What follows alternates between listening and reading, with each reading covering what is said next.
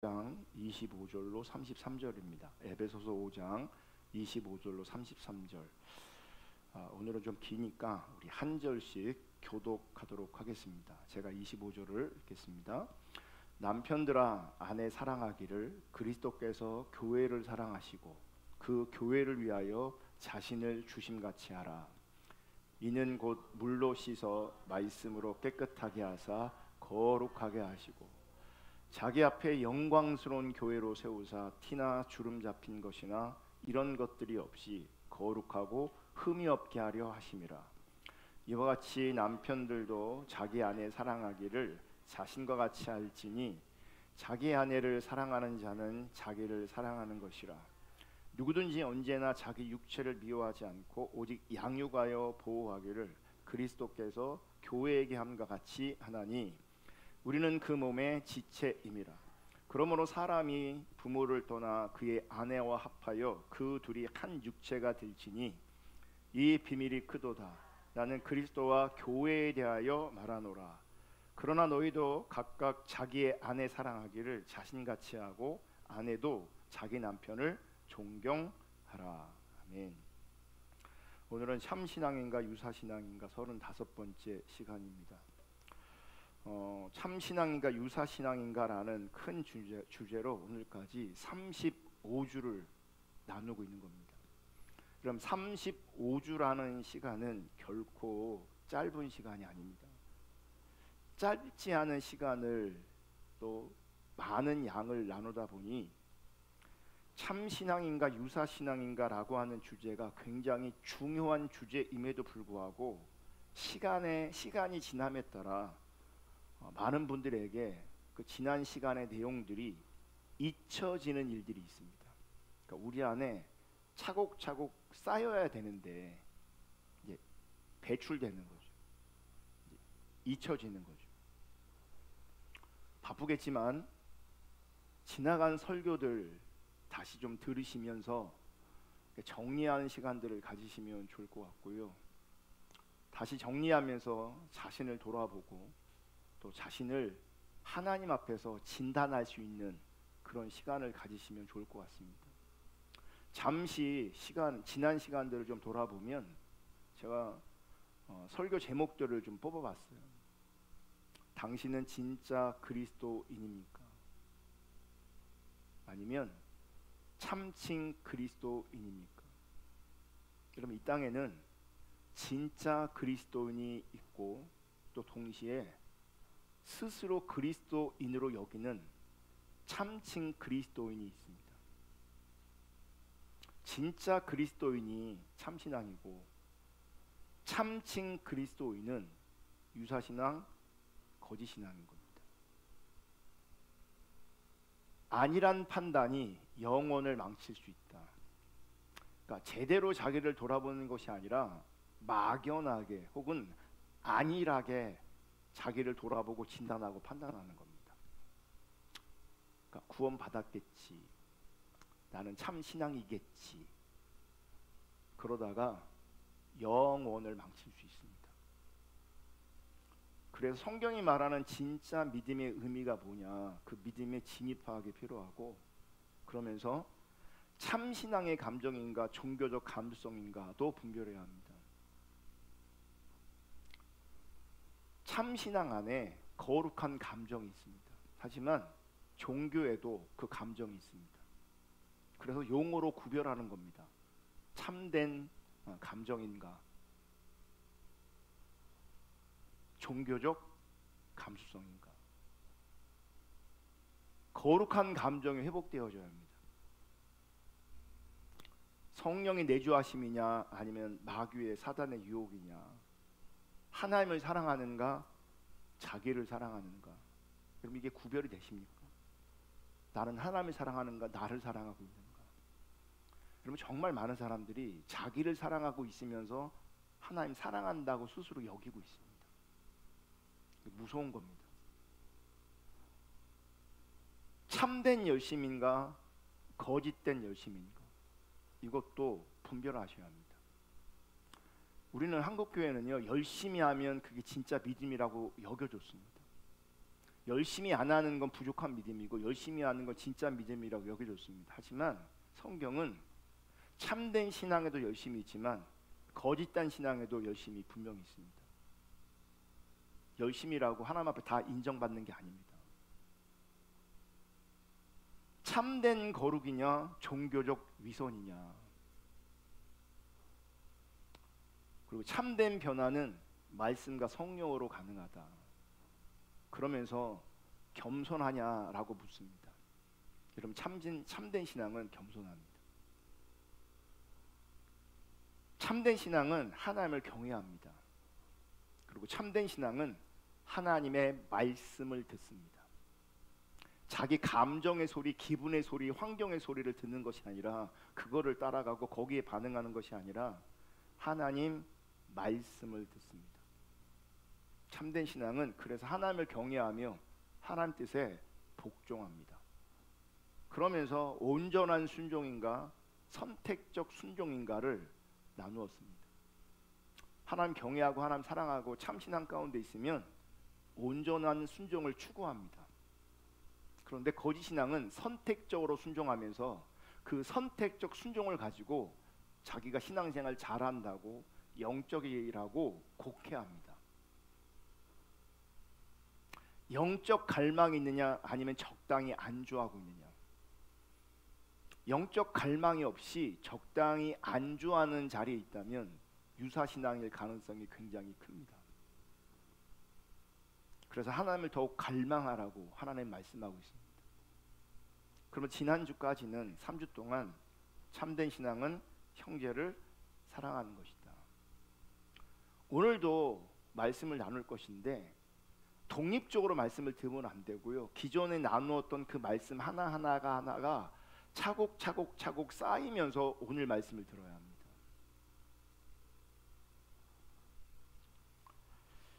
오늘은 참된 신앙은 교회를 사랑하는 것이다 라는 제목으로 하나님 말씀 나누려고 합니다. 참된 신앙은 교회를 사랑하는 것이다.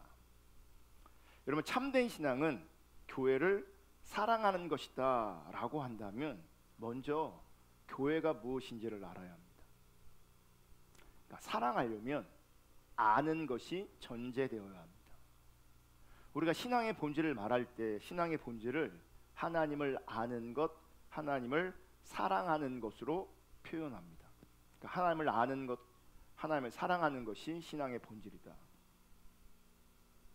그런데 좀 더 구체적으로 설명하면 하나님을 아는 만큼 하나님을 사랑할 수 있습니다. 그러므로 하나님을 아는 것이 먼저입니다. 하나님을 알아야 하나님 사랑하는 것이 가능합니다. 하나님을 우리가 사랑하면 하나님을 더 알기를 구합니다. 사랑하기 때문에 더 알기를 구합니다. 하나님을 더 알면 하나님을 아는 만큼 하나님을 더 사랑할 수 있게 되어집니다. 여러분, 사랑하면 쉽습니다. 사랑하면 쉽습니다. 왜 힘들고 어렵고 불편하고 괴롭고 고통스러우냐? 사랑해서 하는 것이 아니라 해야 하니까. 더 나아가서 억지로 하면 그것 자체가 힘들고 불편하고 어렵게 되어 있습니다. 더 나아가 고통스럽기까지 할 수 있습니다. 사랑해야 쉽습니다. 사랑하면 희생하는 것, 대가를 치는 것, 그거 아무것도 아닙니다. 사랑하면. 근데 그 사랑이 어떻게 가능하냐? 알아야 사랑하는 거예요. 알지 못하는 대상을 우리가 어떻게 사랑합니까? 알지 못하는 사람에게 어떤 매력을 느낄 수 있을지 모르겠지만 여러분, 그 매력이, 그 끌림이 사랑이 아닙니다. 매력을 느꼈는데 끌렸는데 사랑하지 않는 경우가 많고요. 사랑하지 못하는 경우도 되게 많습니다. 왜 그러겠어요? 시작은 끌렸는데, 시작은 매력인데 알아보니 그렇게 사랑할 만한 사람이 아닌 거죠. 처음엔 끌리고 매력이 있어도요, 알아가는 과정에서 이런 만정이 떨어질 수 있습니다. 그러면 사랑 절대 가능하지 않습니다. 알아야 사랑이 가능합니다. 그러므로 참된 신앙이 교회를 사랑하는 것이라면 먼저 교회를 알아야 합니다. 그러면 이제 이런 질문이 가능합니다. 그리고 여러분 답할 수 있어야 합니다. 교회는 무엇인가? 여러분, 이 질문은 쉬운 질문일 수도 있지만 어려운 질문일 수도 있습니다. 왜냐하면 교회에 대한 이해에 따라서 바른 답이 나올 수도 있고 틀린 답이 나올 수 있기 때문이에요. 참신앙과 유사신앙의 관점에서도 답이 다를 수 있고 어떤 경우는 틀릴 뿐만 아니라 위험한 답이 나올 수도 있습니다. 교회가 무엇인지 하나님 관점으로 정확하게 이해되지 않는다면 교회를 사랑한다는 그 의미도 얼마든지 왜곡될 수 있습니다. 그러므로 이번 설교를 통해서 그러니까 다음 주 혹은 다다음 주까지 이 교회에 대해서 나누려고 하는데 이번 설교를 통해서 잘 정리되면 좋을 것 같습니다. 여러분, 예수님을 믿고 구원받은 사람이라면, 구원의 은혜를 입은 사람이라면 교회를 사랑하지 않을 수 있느냐라고 묻는다면 성경은 당연히 아니라고 말합니다. 무슨 말이에요? 예수님을 바르게 믿고 구원의 은혜를 입은 사람은 반드시 당연히 교회를 사랑한다는 겁니다. 문제는 신앙에도 참신앙이 있고 거짓신앙이 있는 것처럼 성경을 보시면 참 선지자가 있고 거짓 선지자가 분명히 존재하고 참된 사도가 있고 거짓 사도가 분명히 존재합니다. 그렇다면 교회도 진짜 교회가 있고 교회가 아닌 경우가 있겠죠. 참된 신앙이냐 유사 신앙이라고 할 때 분별력이 없으면요 둘 다 그냥 신앙으로 보이는 거예요. 참 선지자 거짓 선지자가 있지만 이 참 신앙이냐 거짓 신앙이냐는 개념이 없으면 그냥 선지자예요. 참된 사도냐 거짓된 사도냐 이것도 영적 분별력이 없으면 그냥 사도예요. 이 땅에는 참된 교회가 있고 참된 교회가 아닐 수도 있어요. 그런데 영적 분별력이 없으면 그냥 교회예요. 그냥. 저는 지금 교회를 사랑하되 교회가 부족할 수 있고 교회가 연약할 수도 있지만 하나님께서 교회로 인정하시는 그 참된 교회를 전제로 교회를 사랑해야 된다. 그 교회 사랑을 나누고 있는 겁니다. 여러분, 제가 이번 설교에서 다루는 명제는 교회를 사랑하는 것은 참된 신앙의 확실한 증거이므로 참된 신자는 교회를 사랑의 대상으로 여긴다는 겁니다. 제가 이렇게 얘기하면 어떤 분들은 왠지 마음이 불편할 수 있습니다. 그러니까 참된 신앙은 교회를 사랑한다 그러는데 어떤 분들, 많은 분들은 교회를 사랑한다는 개념 자체가 없어요. 그러니 참된 신앙은 교회를 사랑한다라고 말하니 이게 마음에 부담으로, 어려움으로, 불평함으로 다가올 수 있습니다. 사실 오늘 주제만이 아니라 그동안의 주제를 통해서도 어떤 분들은 마음이 많이 불편하고 힘들 수 있습니다. 왜 불편하고 왜 힘들까? 설교를 들으면 자신은 참신앙이 아니고 유사신앙에 가깝다는 게 자꾸 드러나는 거예요. 설교를 들으면 들을수록 참신앙이 아니라 거짓신앙 같은 거예요. 설교를 들으면 들을수록 참신앙이 아니라 유사신앙 같은 거예요. 그러니 들으면 들을수록 본능적으로 불편해지고 힘이 들게 되는 겁니다. 그런데 여러분, 지금 내가 말씀을 들으면서 불편하고 힘이 든다는 것은 어쩌면 긍정적인 사인일 수도 있고 긍정적인 기회일 수도 있습니다. 무슨 얘기냐? 어떤 사람들은 설교를 들으면서도 전혀 불편하거나 힘이 들지 않는 사람들이 있어요.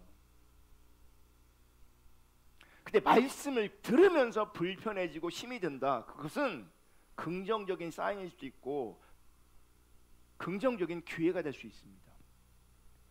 불편하고 있는 나 자신을 하나님 앞에서 제대로 진단할 수 있고 힘이 든 나를 하나님 앞에서 진단할 수 있기 때문에 그래요.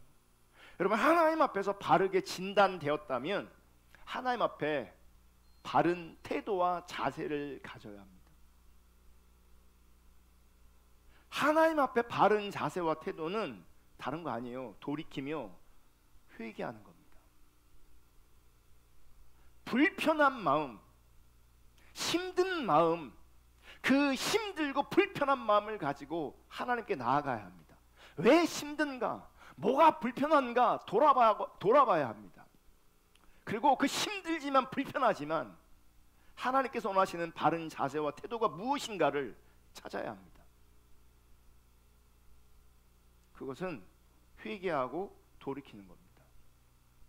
불편한데 힘이 든데 그래서 귀를 막고 그래서 마음을 닫고 그래서 자기 중립적인 선택을 한다면 그 불편한 마음을 그냥 뭉개버린다면 그것이야말로 진짜 유사신앙, 거짓신앙임을 스스로 인정하는 겁니다. 그 자리에 그냥 뭉개고 있으면 그분에게는 소망이 정말 없습니다.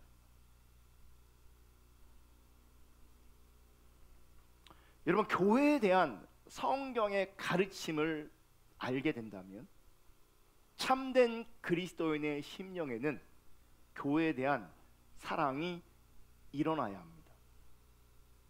성령님께서 진리를 통해서 교회의 아름다움을 보도록, 교회의 가치를 보도록 눈을 열어주시는 거죠.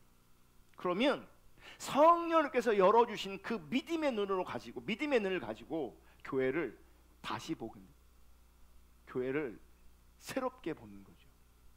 그러면서 교회를 사랑하는 자리로 나아가는 겁니다. 에베소서 5장 25절 다시 한번 볼게요. 다 같이 읽습니다. 시작. 남편들아 아내 사랑하기를 그리스도께서 교회를 사랑하시고 그 교회를 위하여 자신을 주심같이 하라. 여러분, 오늘 본문으로 읽은 말씀은 목사님들이 결혼할 때 결혼 주례로 많이 사용하는 말씀입니다. 인용하는 본문의 말씀입니다. 그러니까 결혼 안에서 부부관계를 말하는 거죠. 부부관계를. 그래서 25절도 남편들아 아내를 사랑하라 이렇게 나오는 거예요. 그런데 오늘 본문을 지나서 더 큰 문맥을 보면 부부관계를 넘어서 부모와 자녀의 관계, 더 나아가서 종과 상전의 관계로 계속 말씀이 연결되어지고 이어지는 것을 볼 수 있습니다. 그리고 지금 언급되어지는 관계는 우리가 피할 수 없는 중요한 관계이고 또 어떤 관계는 굉장히 소중한 관계입니다. 여러분, 이 관계들 속에서 사도 바울은 에베소서 전반부에 설명한 그 복음의 내용과 그리스도인됨을 근거로 하여 그리스도인들이 어떻게 복음에 합당한 삶을 살아야 하는가를 가르치고 있는 거예요. 그러니까 복음을 얘기해요. 그 복음을 통해서 우린 그리스도인이 되어져요. 그러면 그 그리스도인이 어떻게 복음에 합당한, 복음에 부합하는 삶을 살아야 하는지 그것을 지금 사도 바울이 가르치고 있는 거죠. 이런 복음을 통해서 그리스도인이 되고 그리스도인이 복음에 합당한 삶은 먼저 무엇으로 나타나는지 아십니까? 관계로 나타나는 겁니다. 복음을 들었어요? 복음으로 그리스도인이 되었어요? 내가 그리스도인이 되었다면 그 그리스도인됨은, 그래서 복음에 합당한 삶은, 복음에 부합한 삶은 관계로 나타난다고요. 관계로. 그래서 그 관계를 말하면서 첫 번째 뭘 다루냐면 부부를 다루는 거예요. 부모 자녀를 다루는 것이고 사회생활 속에서 종과 상전의 그 관계를 다루는 겁니다. 그럼 보세요.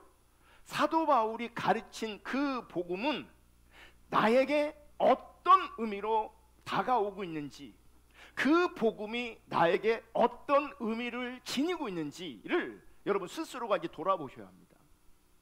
나에게 복음은 어떤 의미인지, 이게 무슨 말이냐면 복음이 여러분의 부부 생활에 어떤 의미를 가지느냐, 복음이 여러분들이 자녀를 양육하는 그 방법에 있어서 어떤 영향을 끼치고 있느냐, 복음이 여러분의 직장 생활과 우리 일상을 살아가는 데에 그 복음이 여러분의 관계 안에서 어떤 영향을 끼치고 있느냐, 어떤 영향을 주고 있느냐, 이거를 진단하라는 겁니다. 그냥 단순히 나는 복음을 믿습니다 라고 끝내버릴 문제가 아니란 얘기예요. 복음을 통해서 그리스도인이 되고, 그리스도인은 복음에 합당한 삶을 살아야 되는데, 그 복음에 합당한 삶은 복음이 내 삶의 많은 관계에 영향을 줘야 된다고요. 복음은 성경 공부할 때만 우리 입에 언급되는 게 아닙니다. 그러니까 우리가 신앙이 왜곡되어 있고 자신을 곡해하고 있기 때문에 복음을 자기가 많이 언급하고 신앙적인 어떤 것들을 자기가 많이 언급하면 자기가 신앙이 좋은 줄 알아요.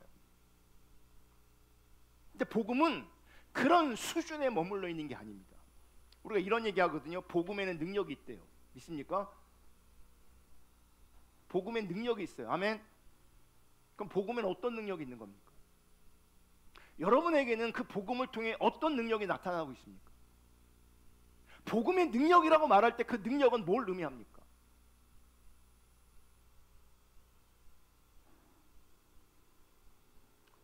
복음의 능력은 우리 삶과 우리 일상에 우선적으로 영향을 미치는 겁니다. 복음의 능력이 방언하게 하고, 복음의 능력이 병자를 일으키고, 복음의 능력이 영적으로 이런 것으로 나타나는 게 아니라고요. 복음의 능력은 우선적으로 우리의 삶과 우리 일상에 영향을 미칩니다. 복음의 능력은 우리로 하여금 하나님 앞에서 건강한 일상을 살게 합니다. 우리가 십자가 복음을 공부하면서 분명히 우리가 하나님의 기준으로 들은 것이 있습니다. 하나님은 우리의 입술의 소리를 듣는 것이 아니라 내 행동의 소리를 듣는다고. 아멘. 아멘.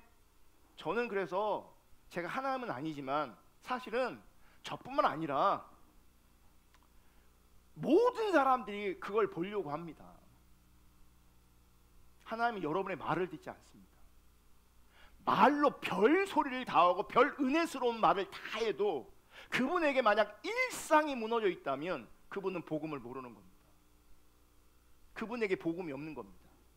그분이 혹 기도를 많이 하고 은사가 나타나고 막 그래도 일상을 건강하게 살아내지 못하면 그분은 복음을 모르는 것이고, 복음을 모르기 때문에 그분은 그리스도인이 아닌 겁니다.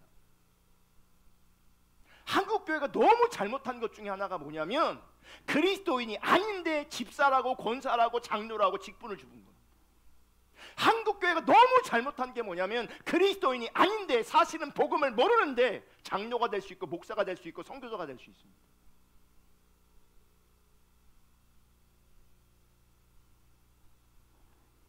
복음의 능력은 관계로 나타나고요, 복음의 능력은 일상의 삶으로 나타나는 겁니다.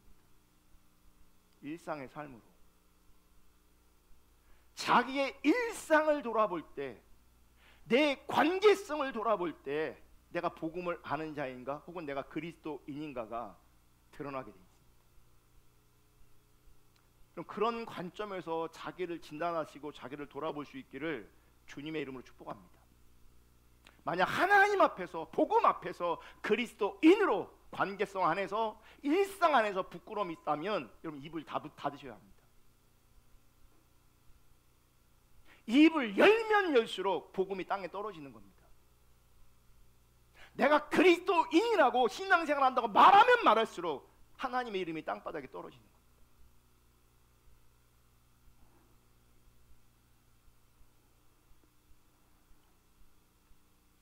바울은 복음에 합당한 삶을 말하면서 가장 먼저 부부관계를 말합니다. 그리고 지금 사도 바울은 부부관계를 이야기하면서 에베소서 본문을 통해서 사실상 그리스도와 교회의 관계를 말하고 있습니다. 그러니까 본캐가 뭐냐면 그리스도와 교회의 관계고요, 그리스도와 교회를 설명하기 위해서 부부관계를 얘기하는 거예요. 그러니까 하나님과의 관계와 부부관계, 하나님과의 관계가 나의 많은 관계에 밀접하게 연관돼 있다는 얘기예요. 관련돼 있다는 얘기예요. 따로따로가 아니란 얘기예요. 에베소서 5장 32절 다 같이 크게 읽습니다. 크게 시작. 이 비밀이 크도다. 나는 그리스도와 교회에 대하여 말하노라. 지금 남편에 대해서 혹은 아내에 대해서 부부관계를 말하고 있는데, 그러면서 뭐라고 말하냐면 이 비밀이 크도다. 그러면서 나는 그리스도와 교회에 대하여 말하노라. 그러니까 사도 바울의 의도가 지금 에베소 5장 32절 이 말씀을 통해서 사도 바울의 의도가 분명히 드러나고 있습니다. 지금 사도 바울은 남편들에게 자기 아내를 사랑할 것을 명할 때 그리스도께서 교회를 사랑하신 것을 기준으로 제시하고 있습니다. 그러니까 기준이 뭐예요? 그리스도가 교회를 사랑하신 것처럼 남편들아 아내를 사랑하라. 그러니까 본질은 부부관계가 아니고요, 그리스도와 교회의 관계예요. 그리스도와 교회의 관계를 설명하기 위해서 부부관계를 예를 드는 거예요. 그리고 지금 사도 바울은 부부관계 아니라 사실 말씀을 보더라도 그리스도에 대해서 훨씬 더 많이 집중해서 말씀하고 있어요. 말씀을 잘 보시면, 자 25절 다시 볼게요. 남편들아 아내 사랑하기를 그리스도께서 교회를 사랑하시고 그 교회를 위하여 자신을 주심같이 하라. 그럼 이거는 남편들에게 하신 말씀이고 남편들이 들어야 될 말씀이에요. 그죠? 근데 26절 27절 바로 이어지는 말씀을 보면 생뚱맞아요. 봐요. 26절 이는 곧 물로 씻어 말씀으로 깨끗하게 하사 거룩하게 하시고 자기 앞에 영광스러운 교회로 세우사 티나 주름 잡힌 것이나 이런 것들이 없이 거룩하고 흠이 없게 하려 하심이라. 그러면 26절 이하의 말씀은 남편들에게 해당되는 말씀이 아니에요. 남편들아 아내를 사랑하라, 이건 남편에게 해당되는 건데, 바로 이어지는 26절 27절은 자기 아내를 물로 씻어서 말씀으로 깨끗하게 거룩하게 만드는 그런 남편은 없어요. 지금 사도 바울이 부부관계를 말하다가 갑자기 그리스도를 말하고 있단 말이죠. 그럼 왜 사도 바울은 부부관계를 말하다가 그리스도와 교회의 관계를 말하고 있느냐? 왜 그리스도를 말하고 있느냐? 뭔가 중심을 잃어버린 거 아니냐? 그게 아니고요, 지금 사도 바울은 분명히 부부관계에 대해서 말하고 있어요. 그런데 왜 지금 이렇게 말하는 것과, 지금 사도 바울의 심정은 부부에 대해 말할 때조차도 그 기준을 누구 삼고 있냐면 그리스도 삼고 있는 거예요. 그리스도를 설명하기 위해서 부부를 언급하고 부부를 언급하면서 그리스도를 말하고 있는 거예요. 그러면 중요한 게 부부예요, 그리스도예요? 그리스도인 거죠. 그리스도. 그러니까 보세요 여러분, 우리 모두에게 해당되는 말씀은 아니지만, 그래서 해당되지 않는 총각, 처녀들, 청소년들은 다 지금 자고 있지만 지들한테 해당되지 않는다는 거지. 지금 이렇게 얘기하는데도 뭐 꾸벅꾸벅 졸고 있어요. 깰 생각을 안 해요. 제가 이런 얘기를 가급적 안 하려고 하는 게, 유튜브로 나가니까 어떤 사람들은 유튜브 듣다가 여기 맨날 자는 사람들만 있나 그렇게 오해할까봐.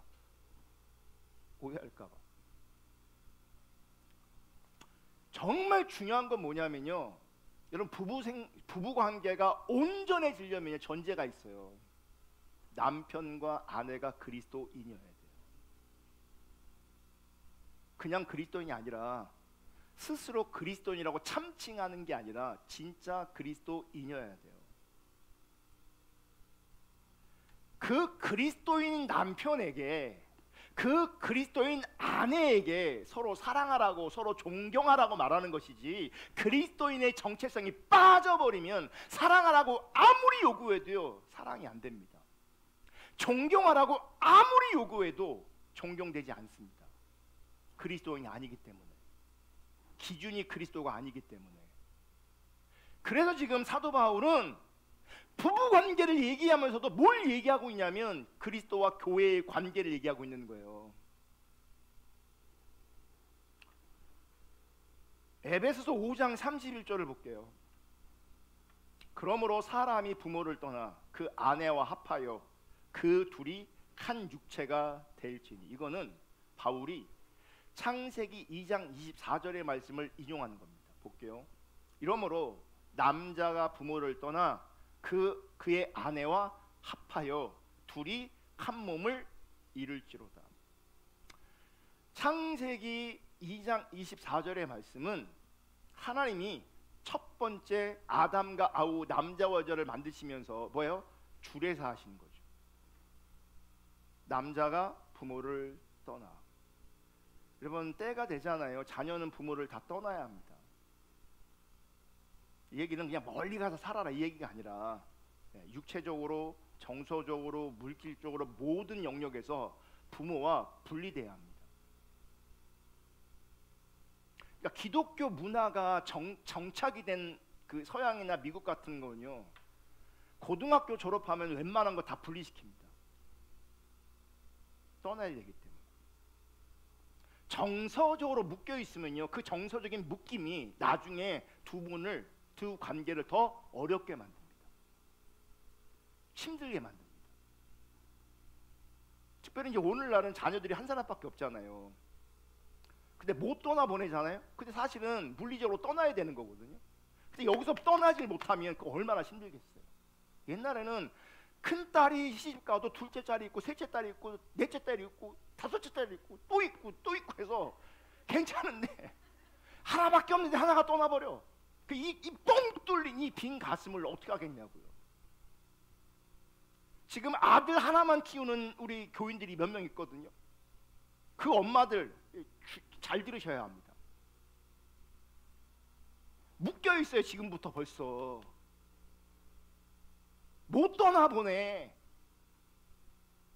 그게 쉽지 않다고요. 근데 성경의 기준은 뭐라고 말하냐면 이제 주례사 선생님도 얘기하는 거죠. 사람이 부모를 떠나 그 아내와 합하여 그 둘이 한 육체가 될지니라. 부모 자녀 관계보다 이제 부부 관계가 먼저예요. 우선순위가 바뀌는 거예요. 바뀌는 거라고요. 시어머니가 자꾸 며느리한테 아들한테 막 자꾸 개입하면 안 돼요. 개입하면 안 된다고요. 근데 이게 떠나보내는 게 안 되니까 사사건건 개입을 해요. 사사건건. 그러면 관계가 더 깨집니다. 부부 관계도 깨집니다. 다 깨집니다.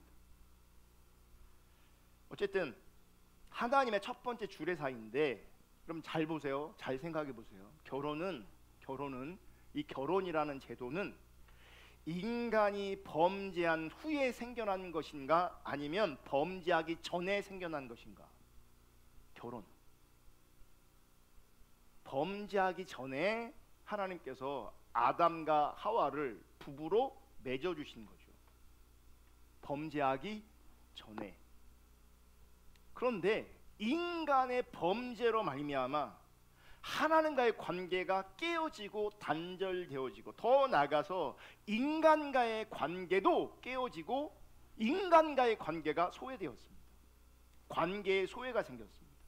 그래서 범죄한 이후에 인간은 하나님을 힘들어합니다. 그 죄 때문에 그렇습니다. 여러분, 하나님을 원한다고 막 그러잖아요. 사실 하나님을 우리가 원하지 않습니다. 하나님을 범죄한 인간은 하나님을 힘들어하게 돼 있어요. 그러니까 성경이 말하는 그 하나님이 아니라 내가 원하는 하나님에 대한 개념을 설정해 놓고 그 하나님을 구하는 거예요. 그러면 안 불편하니까. 근데 진짜 성경이 말하는 그 하나님, 우리는 불편해하고요, 우리는 힘들어합니다. 죄 때문에 그렇습니다. 거룩하신 하나님 앞에서 자신의 죄가 드러나는 것을 부담스러워합니다. 사람들은 사람들 사이의 모든 관계도 이 죄의 영향을 받아서 관계도 다 망가졌습니다. 누군가에게 자신이 드러나는 것을 부담스러워합니다. 이런 범죄한 인간은 본능적으로 자신에 대한 수치심을 가지게 되어 있습니다. 그러니까 이 수치심을 들키는 걸 원하지 않는 거예요. 이게 드러나는 걸 원하지 않는 거예요. 그러니까 어떻게 합니까? 연기를 합니다. 포장을 합니다. 내가 그렇지 않은 사람으로. 그래서 인간은 성경적인 관점에서 이렇게 뜯어보자면 그 안에 모든 인간은 수치심과 열등감이 있습니다. 모든 인간은 그거를 속이고 가리고 살 뿐입니다. 그게 드러나는 걸 원하지 않는 거죠. 이 수치심은 죄의 결과로 온 겁니다. 그래서 모든 인간관계 속에서 자신의 약점이 드러날까 봐 두렵고 못난 부분이 드러나는 것이 싫은 겁니다. 그래서 우리는 사람들을 만날 때 어느 정도 자기 보호 장벽을 가지고 있습니다. 그러니까 방어 기제라고도 합니다. 이게 이 방어 기제가 죄인의 본성입니다. 장치가 돼 있다고요, 우리 본능적으로. 그래서 죄인들이 사람들을 대할 때마다 자동으로 작동되어집니다. 이게 자기를 보호하고 자기를 방어합니다. 이 자기 보호 장벽이, 이 방어 기제가 자기를 곡해해서 자기를 바라봅니다. 곡해해서 자기를 인식하게 만듭니다. 그래서 연기하게 만들고 자기 스스로를 속입니다. 여러분, 뇌가 우리를 속이는 게 되게 많아요. 그래서 신앙생활 하다 보면 교회에 보면요, 본인은 영적이라 생각하는데 하나님과 주변 사람들은 그를 영적으로 인정하지 않아요. 근데 본인만 영적이라고 생각해요. 그럼 왜 본인은 영적이라고 성숙하다고 생각하지 아십니까? 자기의 진짜 모습을 보는 게 아니라 지금 방어 기제가 작동되고 있는 거예요. 자기 보호 장벽이 작동되고 있는 거예요. 왜냐하면 그래야 내가 불편하지 않으니까. 그래야. 정말 이 땅에 많은 사람들이 여러분 착각하며 자기를 곡해하며 살아갑니다. 왜냐하면 정확하게 자기를 보면 사는 게 너무너무 힘들어요. 그 수치심 때문에, 그 열등감 때문에.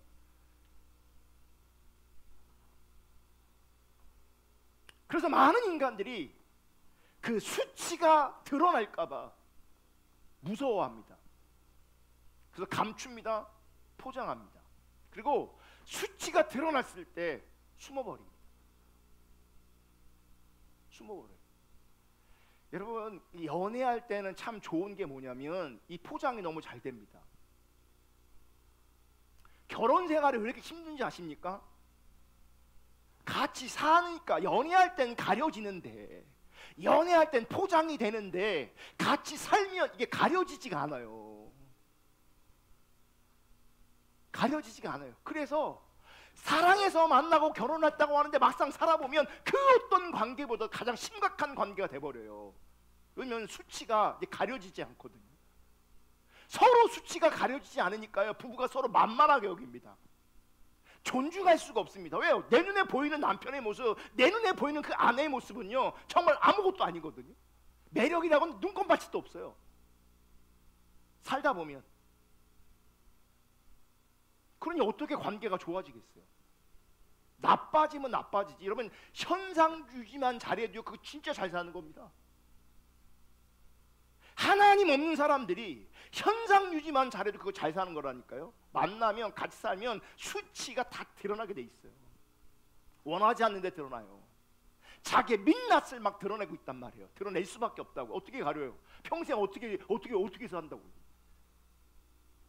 그게 어떻게 가려지냐고요, 그게. 여러분, 그래서 신앙이 중요한 거예요. 그래서 참 신앙이 아니면요 서로 수치를 드러내고 그 수치를 기반해서 긁는 거죠. 상처를 내는 거죠. 서로.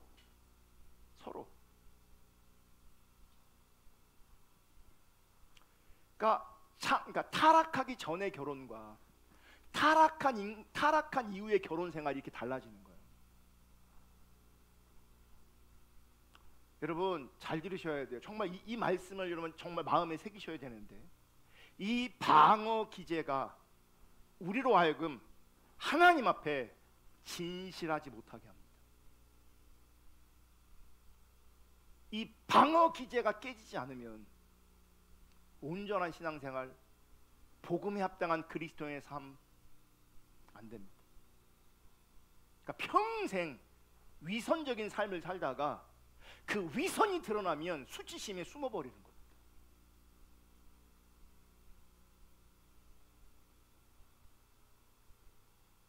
결혼은요, 이런 죄인의 습성을 해결해 주시려고 하나님이 만들어내신 대안이 아닙니다. 결혼은 인간이 범죄하기 전에 하나님의 창조 의도와 계획 안에 있었습니다. 여러분, 아담과 하와가 죄를 짓기 전에 아담은 하나님께서 만드신 그 하와를 보고 뭐라고 말한 줄 아세요? 이는 내 뼈 중에 뼈요 살 중에 살이라. 이는 내 뼈 중에 뼈요 살 중에 살이라. 전혀 감미롭지 않습니다. 뭐요? 너는 내 뼈다구야 이렇게 얘기하는 거예요. 너는 내 뼈다구야, 내 뼈야. 이게 무슨 감미로운 사랑 고백입니까? 그런데 이는 내 뼈 중에 뼈요 살 중에 살이라, 이 말은 사실 아내를 향한 최고의 사랑 노래입니다. 아내를 향한.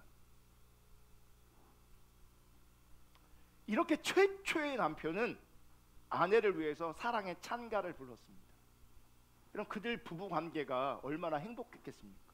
왜요? 죄가 없으니 갈등도 없고, 죄가 없으니 갈등이 없어, 갈등이 없으니 뭐도 없어요? 부부싸움도 없어요. 그런데 죄가 이 모든 것을 한순간에 다 망가뜨렸습니다. 갈등 없는 부부가 없고요, 갈등 없는 관계가 없습니다. 그 중에서도 부부 관계의 갈등이 가장 크고 깊습니다. 왜냐하면 다른 관계는 처세가 가능해요. 근데 부부 관계는 사는 관계이기 때문에 처세가 가능하지 않아요. 숨길 수가 없다니까, 그 갈등을. 그러니까 회사에서 갈등이 일어나도 그거 얼마든지 숨길 수 있어요.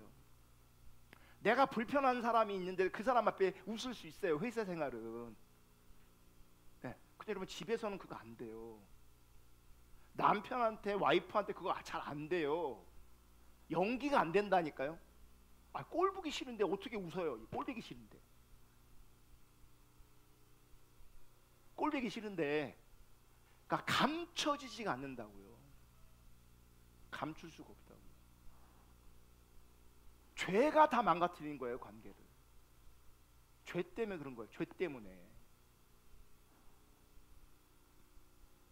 사도 바울은 창세기 2장 24절을 인용하면서 결혼 안에서 한 남자와 한 여자가 부부가 될 때 그들은 한 몸이다 라고 말하는 겁니다. 무슨 말이냐면, 너의 아내를 사랑하는 것은, 너의 아내를 사랑하는 것은 너 자신을 사랑하는 것이다. 아내가 너 자신이다. 부부는 한 몸이다. 이렇게 말하는 거라고. 이는 뼈 중에 뼈요 살 중에 살이라. 이게 너는 나다, 나는 너다 라고 말하는 거예요. 이게 창세 전에 가능한 거고 지금은 가능하지 않다고. 지금은 그리스도인 돼야 가능한 것이지, 그리스도인이 아니면 서로 어떻게 하나가 됩니까? 불가능합니다. 따로 놉니다. 29절 30절, 에베소 5장 29절 30절. 누구든지 언제나 자기 육체를 미워하지 않고 오직 양육하여 보호하기를 그리스도께서 교회에게 함과 같이 하나니 우리는 그 몸의 지체임이라. 지금 계속해서 사도 바울은 그리스도와 교회, 즉 남편과 아내의 관계를 같이 이야기하고 있습니다. 그런데 30절에 보면 우리는 그 몸의 뭐라고요? 지체임이라. 우리는 그 몸의, 부부관계 얘기하다가 우리는 그 몸의 지체래요. 이거는 부부관계를 말하는 게 아니에요. 이 말은 우리 모두가 그리스도의 한 지체요 부분이라고 말하는 겁니다. 다시 말해서 교회는 그리스도의 몸이고 교회의 구성원인 우리 교인들은 그 몸의 지체로 존재한다는 거예요. 교회가 하나란 얘기예요. 우리는 그 몸의 지체다. 이게 무슨 말이냐면 우리가 교회다라는 얘기예요. 우리가 교회다. 그리스도는 몸의 교회의 머리이십니다. 자, 골로새 1장 18절 다시 읽습니다. 시작. 그는 몸인 교회의 머리시라. 교회가 있어요. 교회가 몸이고요. 머리가 뭐라고요? 그리스도라고요. 그러니까 머리와 몸이 분리될 수 없죠. 한 몸인 거죠. 그러니까 그리스도와 교회는 타락하기 전에 남편과 아내가 한 몸이었던 것처럼, 하나였던 것처럼, 그리스도와 교회는 그렇게 부부처럼 하나란 말이에요. 그리스도가 머리고 교회가 몸이란 얘기예요. 그래서 사도 바울이 교회를 핍박할 때 주님께서 뭐라고 말씀하시냐면, 나는 네가 박해하는 예수다. 자, 사도행전 9장 5절 읽습니다. 시작.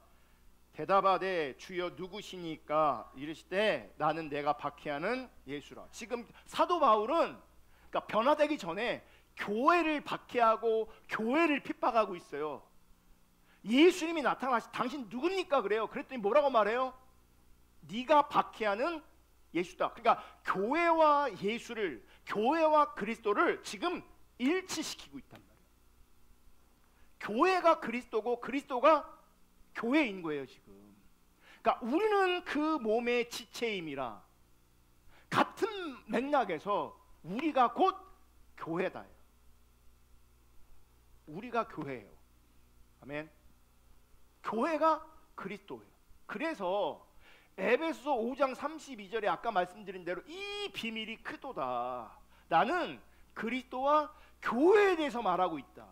부부관계를 말하고 있지만 본질은 부부관계가 아니라 그리스도와 교회의 관계를 말하고 있다. 우리가 교회다. 그리스도가 몸의 교회의 머리시다. 우리는 지체다.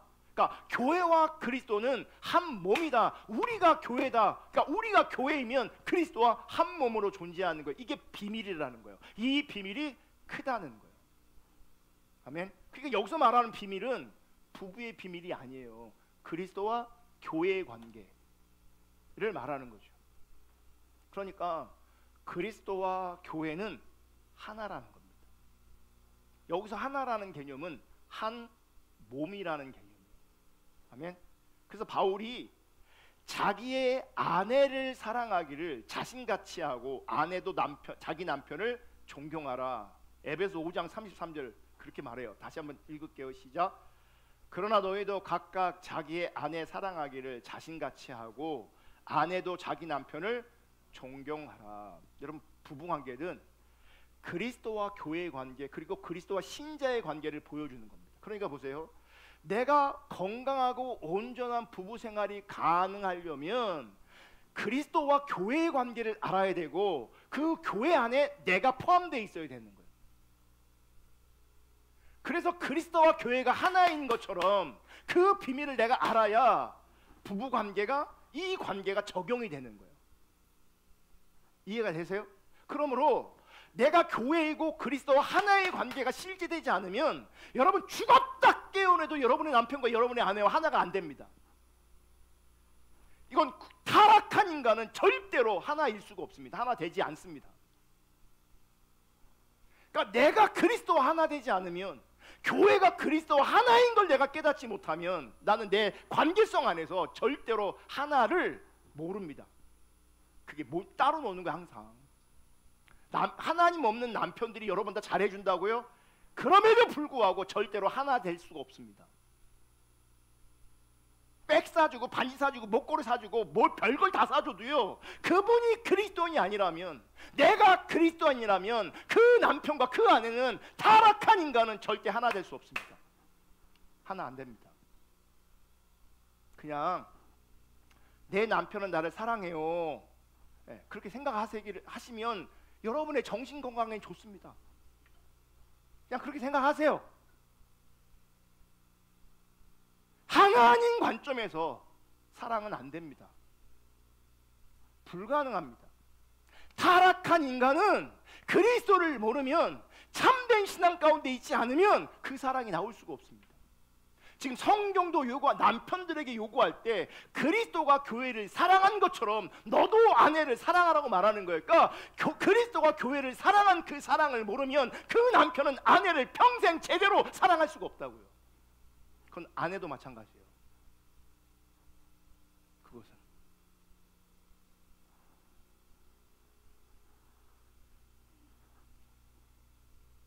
그리스도의 구속으로 말미암아 물로 씻어 말씀으로 깨끗하고 거룩해지고 그 앞에 영광스러운 신부가 된 교회와 그리스도 사이에는 완벽한 하나됨이 이루어지는 겁니다. 그래서 믿음의 눈으로 그리스도의 아름다움을 보게 된 사람은 교회의 존재론적인 아름다움 또한 보게 되는 거죠. 오늘날 교회가 부족하고 연약해도 못난 부분이 있어도 눈에 보이는 그 현실을 넘어서서 교회의 존재적인 아름다움을 볼 수 있는 겁니다. 왜냐하면 교회는 그리스도와 하나입니다. 그리스도와 교회는 하나입니다. 그러니까 하나님께서 원하시는 교회를 전제로 하고 말하는 거예요. 교회는 그리스도와 하나예요. 그러면 그리스도인은 이 교회를 눈에 보이는 연약함과 부족함이 있을지라도 그럼에도 불구하고 뭐 하는 거예요? 사랑하는 거예요. 그리스도가 교회를 사랑하신 것처럼, 그러므로 참된 신앙은 같은 관점에서 교회를 사랑하게 되는 거예요. 참된 신앙은 그래서 교회를 사랑합니다. 자기 취향에 맞는 몇 사람을 사랑하는 게 아니라, 자기 취향에 맞는 몇 사람과 교제하는 게 아니라 그리스도 안에 있는 모든 형제 곧 교회를 사랑하는 겁니다. 그러니까 지난주 설교에 확장되어져서 우리가 만약 교회를 하면, 그럼 건물이 교회가 아니고 예배당의 교회가 아니거든요. 우리가 교회인 거예요. 우리가. 그러면 하나님 관점에서 교회를 사랑하고, 그 교회를 사랑하는 관점에서 디테일하게 이제 형제를 사랑하는 겁니다. 아멘. 교회가 조직이나 제도로만 많은 사람들이 생각하는데, 믿음의 눈으로 보게 된 후에는 교회는 그리스도의 신비한 몸으로 이해하는 거예요. 그리스도의 몸. 그러니까 이런 예가 오늘날은 좀 적절하지 않아요. 왜냐하면 뜯어 고쳐버려 갖고 내 몸의 일부는 그냥 나예요. 그러니까 옛날 사람들은요, 내 코가 삐뚤어져도요, 내 눈이 찢어져도요, 내가 인정하고 보호해야 되는 거예요. 내 눈이 찢어졌다고 내 눈을 스스로 학대할 수가 없어요. 그게 말이 안 되잖아요. 왜냐면 자기 몸이니까. 부족해 보여도 자기 몸을 양육하게 돼 있어요.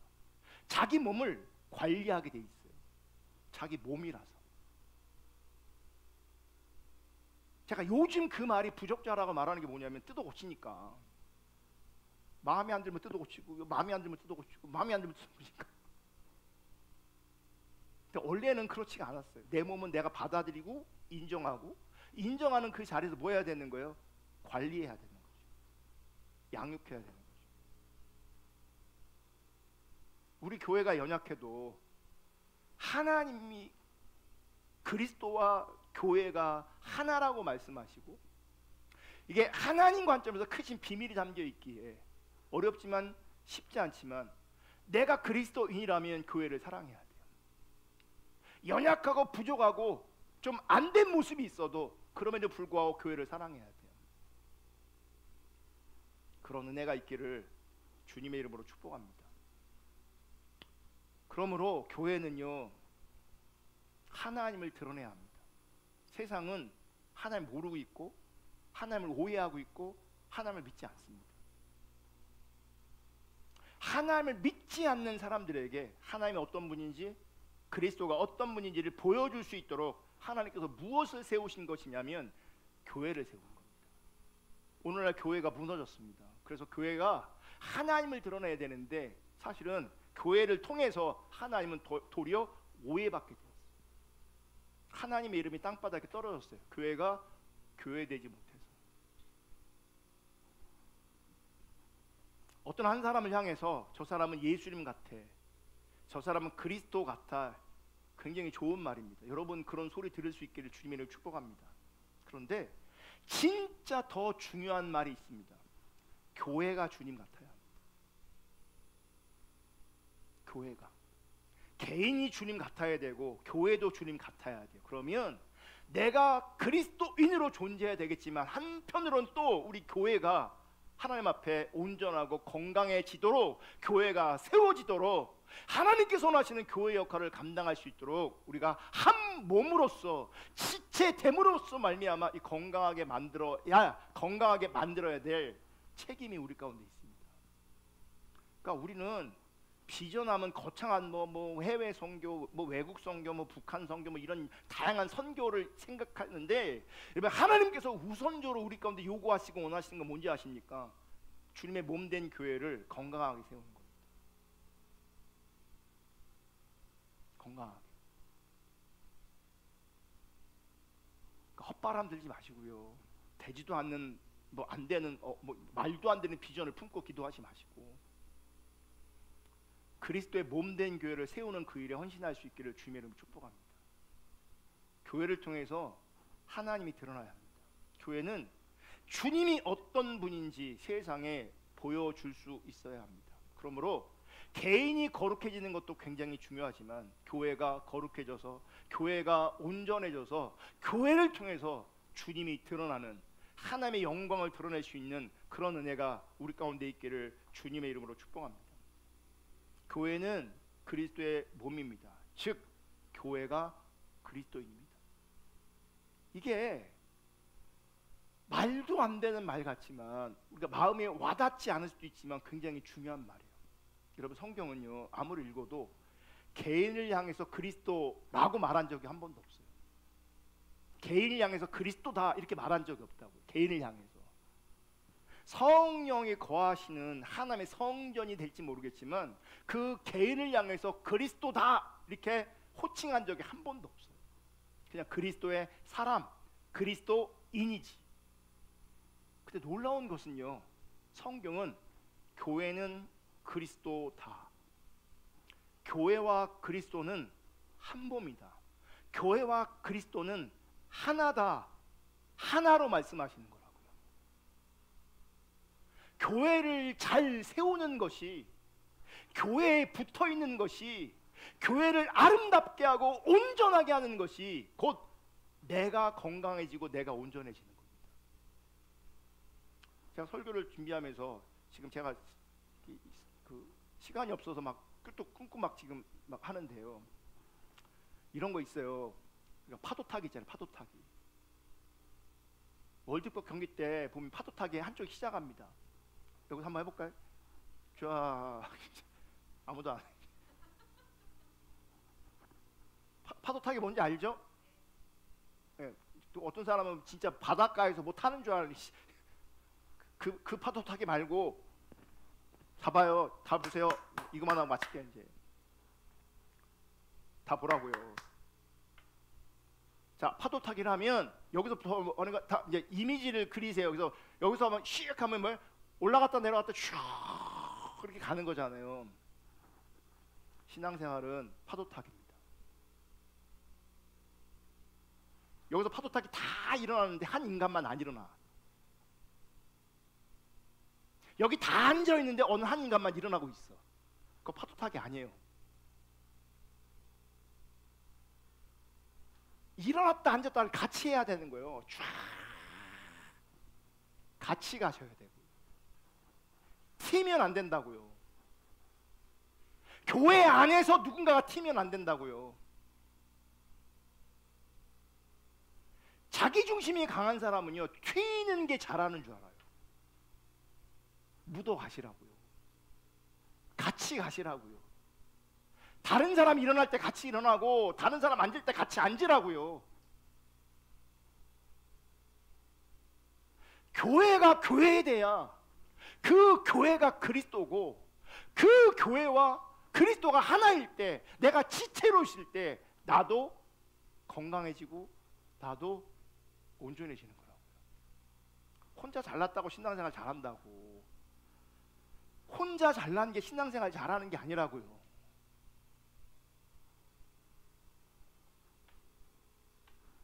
오늘 이거 하나 안고 가셔야 돼요.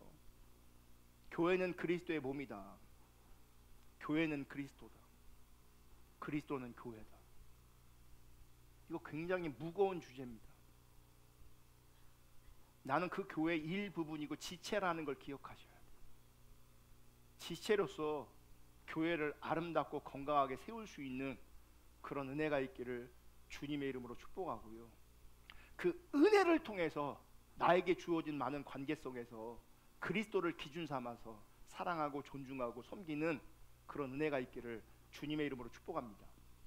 다음 주는 그러면 왜 교회인가? 왜 하나님은 개인이 아니라 교회를 세우셨는가? 이런 부분을 나누기로 합니다. 찬양하고 기도하겠습니다. 세 번째 드렸던 찬양, 우리는 주의 백성이오니 찬양하겠습니다.